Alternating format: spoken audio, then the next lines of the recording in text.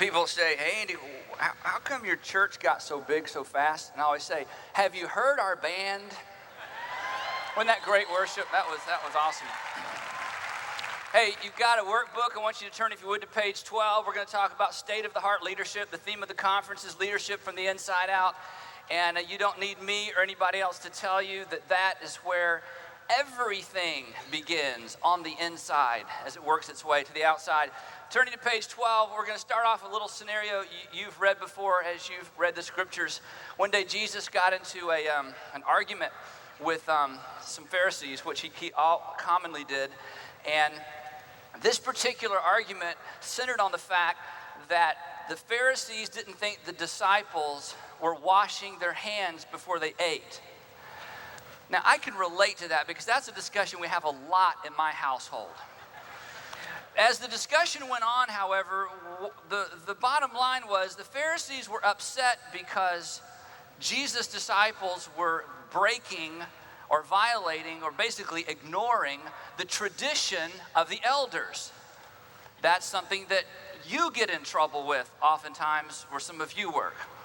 In this discussion, Jesus makes a statement about the inside, makes a statement about the heart that is so compelling that as I began to reread this passage of scripture and study this from the standpoint of leadership, it has just taken me back to square one. And I've been able to talk 2 or 3 times to our staff about this. And when I was asked to speak at Catalyst this year, I knew exactly what I wanted to talk about, because I don't know of any other leadership lesson that has done more for me in terms of reevaluating my own leadership than what we're going to talk about today.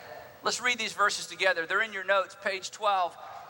Jesus is speaking to the Pharisees. He's trying to sort out all this stuff they've accused him of. He says, don't you see, and let me, before we read this, as a communicator, if you're a communicator, you know this to be the case. Whenever you're going to communicate to a group, you always want to start where there's common ground. You always want to say something where everybody, at least in your first couple of sentences, will go, well, that's true.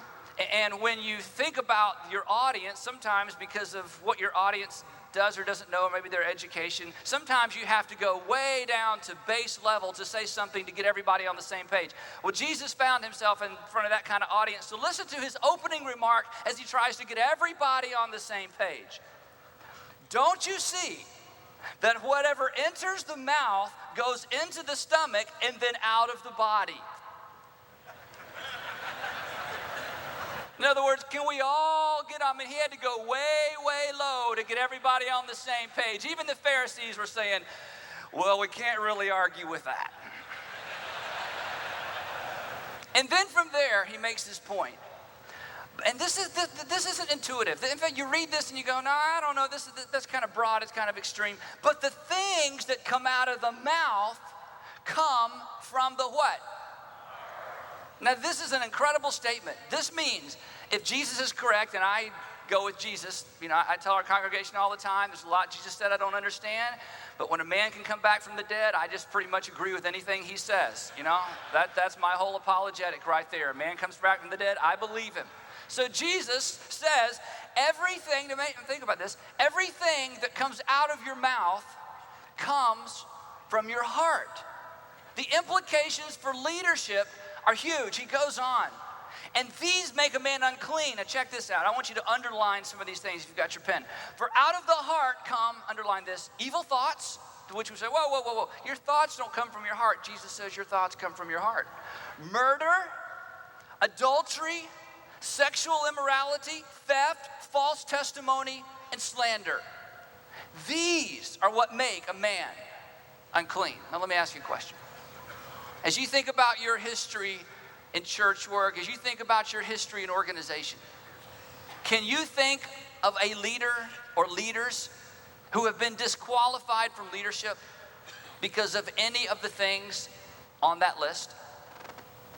Have you heard stories of, or have you known leaders who were taken out of leadership because of adultery, sexual immorality, dishonesty, false testimony, slander? In fact, as I look at the list, other than incompetence, that's not on there, other than incompetence, I can't think of any other reason that leaders are disqualified from leadership. And Jesus says this is so huge for all of us, that those things that have the potential to take us out once and for all, that those things that have the potential to disqualify us from being followed by anybody who has any sense, those things that have the potential to outweigh our education and our experience and all that stuff, he said all of those things come from our heart. You see, you've been to churches like I have, and you get around the staff and you think, you know what, I wouldn't hire any of these people. Isn't that true?